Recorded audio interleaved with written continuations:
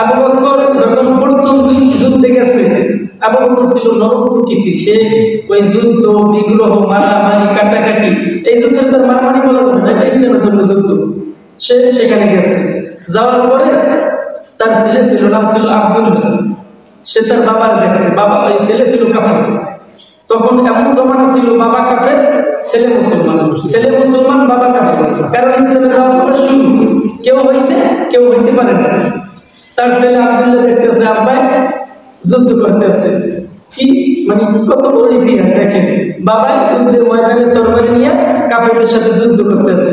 এখন ছেলের সামনে বাবা পড়ে গেছে, এখন মনে মনে ভাবছে বাবা যাই হোক, মুসলমান হোক আর রাসূলের আপন বন্ধু হোক, বাবা তো বাবাই, সে তার আঘাত করে।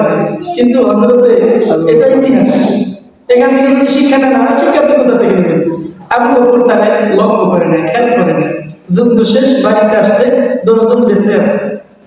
আব্দুল্লাহ সে বলতেছে বাবা যুদ্ধের ময়দানে যখন গেছো আমার সামনে কয়েকবার তুমি পড়ছো, কয়েকবার আমার তরবারির সামনে তুমি পড়ছো, কিন্তু আমার তরবারিটা তোমার উপর আঘাত করার কখনোই মন মানসিকতা তৈরি হয় না। যদিও তুমি আমার দিন হিসেবে আমার শত্রু ছিলে, কিন্তু আমি তোমাকে আঘাত করিনি। আবু বকর উত্তর বললো যে বাবা একটা কথা আমি তোমাকে বলি, বিশ্বাস করো আমি তোমাকে লক্ষ্য করি নাই, জিহাদের ময়দানে আমি তোমাকে দেখি নাই।